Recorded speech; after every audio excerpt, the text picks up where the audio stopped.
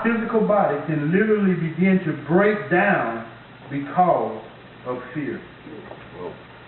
The dominating presence of fear in our lives can cause physical destruction of the body and a negative thinking pattern that only results in torment. The only outcome for fear is torment. And I'm telling you, fear affects every part of our lives. Yes, sir. Every aspect of our lives Yes, sir. is affected. And we're going to talk about this in this particular section. Maybe not tonight, but fear is a dark shadow that envelops us and ultimately imprisons us within ourselves. Now, fear affects our entire life. When we allow fear to overcome us, it affects us. It affects every aspect of our life. Right. Fear affects us emotionally, socially, physically, and spiritually.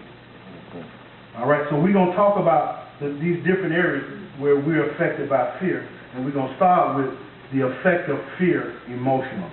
All right? Every year, countless, now this is statistics that I researched out, okay? Every year, countless thousands of individuals fall into a mental and emotional collapse because of fear. Yep. Many fearful people withdraw into a shell and let life pass them by, never experiencing the rich things that God has in store for them. That's what fear is designed to do. It's designed to keep you away from the things of God. We have to realize we serve a good God, a loving God. And God has provided things for us to enjoy. He's given us things richly to enjoy. Yes, sir. But fear will keep you from enjoying Yes, it. it will. Fear will keep you from walking in the peace of God. One of the enjoyments that we should be experiencing is life. Right. We should be enjoying life. To enjoy life don't necessarily mean you have to be a billionaire. Nope. We should be enjoying life just because we're in Christ. Amen. But fear will keep you from that. Yep. Many fearful people, like I said, withdraw into a shell and let life pass them by, never experiencing the rich things that God has in store for them, simply because they are afraid. The tragedy of it all is that most of the things that they fear never even happen. Amen. Amen. Amen. Now this is a true story here. All of the examples that I give of people in this teaching are true. All right. One pastor gave an account of how he had counseled a woman who 10 years earlier had drove her husband from her because she was so emotionally upset due to fear. The pastor said this woman became obsessed with the idea that another woman was going to take her husband away from her. He said her emotionally upset mind caused such erratic and abnormal behavior in the home that she drove her husband away from her, although the woman never existed. Fear caused her to act differently at home. She probably was accusing him. He couldn't go nowhere without, oh, you out meeting that woman. You know, this is what fear would do. And it drove him away.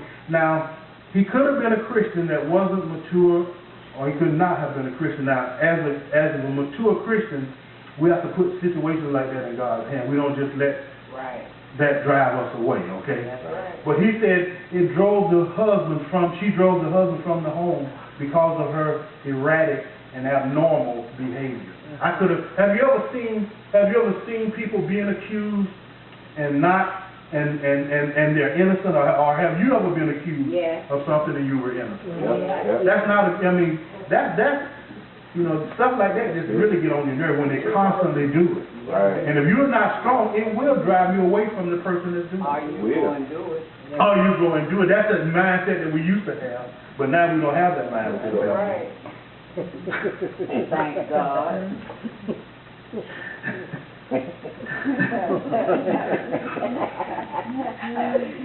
Help me, Lord. Help me. Help us, somebody.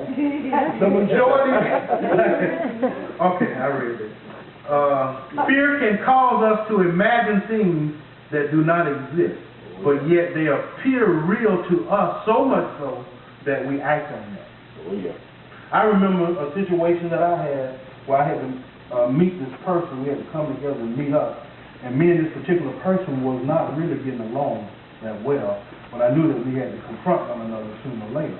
And fear had gripped me so bad that I had created a scenario in my mind of what was going to happen when me and this person met up. I even got to the place where I created a thought of, well, we're going to fight when we meet up. So I had got in preparation. I'm serious now. I had got in preparation to fight.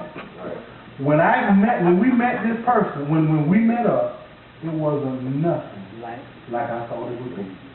It wasn't even in that direction at all.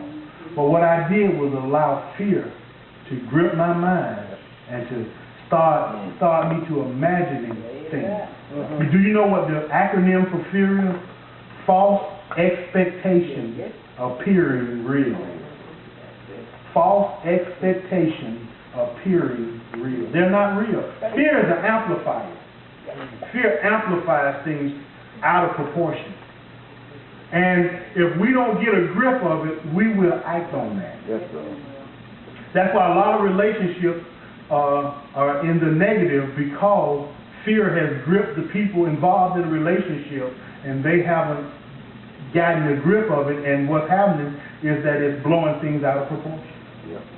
I remember years ago, this is a true story too, this guy, a friend of mine, we used to work together, he was so paranoid. You know, paranoia is a fear. He was so paranoid that if me and Brother Chuck was standing up here talking and he was sitting back in the back, he would swear we're talking about him and be ready to fight you. You're not never. His wife couldn't go nowhere. She couldn't go anywhere. He followed her even in the house. And do you know he died at a young age? He was a young man when he died. He probably was in his 40s. Whoa. But he would seriously want to fight you. Even if me and John, we just sitting around talking, ain't even thinking about him. And he see two people talking, he would get mad. And in some situations, he would even confront them.